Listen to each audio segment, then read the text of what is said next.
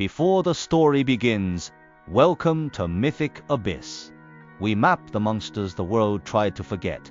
From every culture, from every era, from every shadow. New creature every week. Subscribe so the abyss doesn't swallow you whole. Welcome to Mythic Abyss, where every episode pulls you deeper into the monsters that entire nations were built to fear. We've crossed oceans, climbed mountains, and descended into the deepest waters on Earth.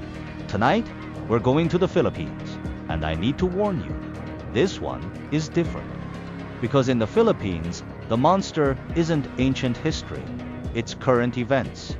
People are accused of being Aswang right now, today, in the 21st century. And those accusations can be deadly. In the provinces of the Visayas and Mindanao, when a pregnant woman nears her due date, her family does something that would seem bizarre to outsiders. They surround the house with garlic, salt, and vinegar. They hang thorny branches from the windows. They place a bolo knife under her pillow. And someone, usually the husband or father, stays awake all night on the roof, listening for a sound, a soft ticking noise. Tick, tick, tick. That's the sound the Aswang makes as it approaches. And here's the terrifying part. When the sound is loud, the Aswang is far away.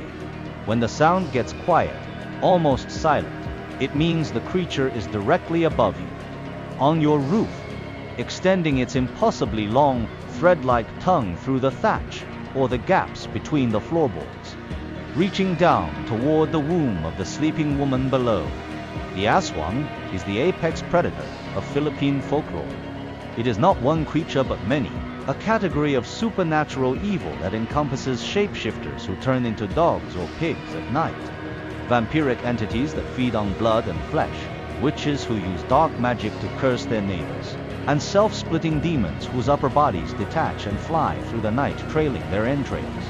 Every region of the Philippines has its own version, its own name, its own rules. But across 7,000 islands, one thing is universal. The Aswang is real to the people who live with it, and that belief has consequences. The most common type of Aswang is the tik-tik or the wok-wok, named for the sounds it makes. During the day, a tik-tik looks like an ordinary person, often described as quiet, reclusive, and unusually attractive. But at night, it transforms. Some versions describe a creature that resembles a large dog or wild boar.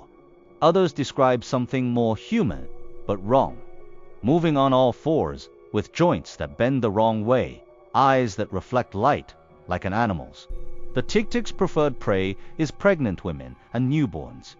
It lands on the roof of a house where a woman is sleeping, and extends its tongue, described as thin as a thread but strong as wire, through any gap in the structure. The tongue seeks out the womb and feeds on the unborn child. The woman feels nothing. She simply wakes up and the baby is gone.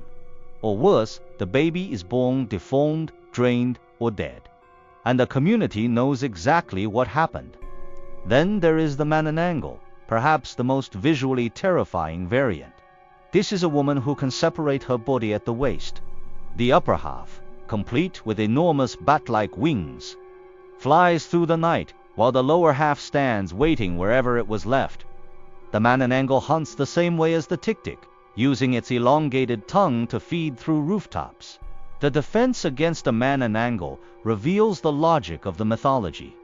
If you find the lower half of the body while the upper half is hunting, you can destroy it by sprinkling salt, garlic, or crushed ginger into the exposed waist cavity. When the upper half returns at dawn, it cannot reattach and the creature dies. This creates a very specific community behavior. During Aswang season, people search their neighborhoods after dark, looking for abandoned lower halves hidden in dark corners. Other defenses include hanging garlic and salt around windows, keeping a bolo knife under the bed, and using a special oil made from coconut and prayer that supposedly boils when an Aswang is nearby. Some communities employ an Aswang hunter, a person with inherited or learned knowledge of how to identify and neutralize the creatures. The Aswang remains deeply woven into modern Filipino daily life. During election seasons, politicians are sometimes accused of being Aswang by opponents as a form of character assassination. In 1952, the CIA famously exploited Aswang folklore during the Huk Rebellion, staging fake Aswang attacks to demoralize communist guerrillas. The tactic worked because Filipinos genuinely feared the creature, proving that even in modern warfare, the oldest monsters still hold power. What makes the Aswang legend uniquely dangerous is that it is not confined to stories. It has real-world consequences that continue to this day. In the Philippines, being accused of being an Aswang can destroy your life. Families accused of harboring Aswang blood face, social ostracism, property destruction, and in extreme cases, violence. These accusations often target the most vulnerable members of society: elderly women living alone, people with disabilities or unusual physical features, and outsiders who don't fully belong to the community. During the presidency of Ferdinand Marcos in the 1970s and 1980s, the Philippine government reportedly used the Aswang legend as a psychological weapon. CIA documents declassified in the 1990s describe Operation Aswang, a counterinsurgency tactic in which military operatives would puncture the necks of killed insurgents, drain their blood, and leave the bodies where villagers would find them. The goal was to convince rural communities that an Aswang was hunting in the area, causing civilians to stay indoors and avoid contact with rebel forces. So I'll leave you with this thought. Right now, tonight, somewhere in the Philippines, a man is sitting on a roof in the dark. He's holding a knife, he's surrounded by garlic, and he's listening for a sound that gets quieter as it gets closer. He's not doing this because he's superstitious. He's doing it because his wife is 8 months pregnant. And everyone in his village knows what happens when families let their guard down. He may never see an Aswang. He may sit there all night and hear nothing but crickets and the wind. But he will not sleep, because the one night he does might be the night it comes. That is the power of the Aswang, not the creature itself, but the vigilance it demands, the community it creates, and the terrifying possibility, however small, that it might be real. Tonight's question hits different. The Aswang legend has been used to persecute innocent people and also to protect communities. Can a legend be both a weapon and a shield at the same time? Where's the line? I want to hear from our Filipino viewers, especially on this one. Your perspective matters more than anyone's here. Drop it in the comments.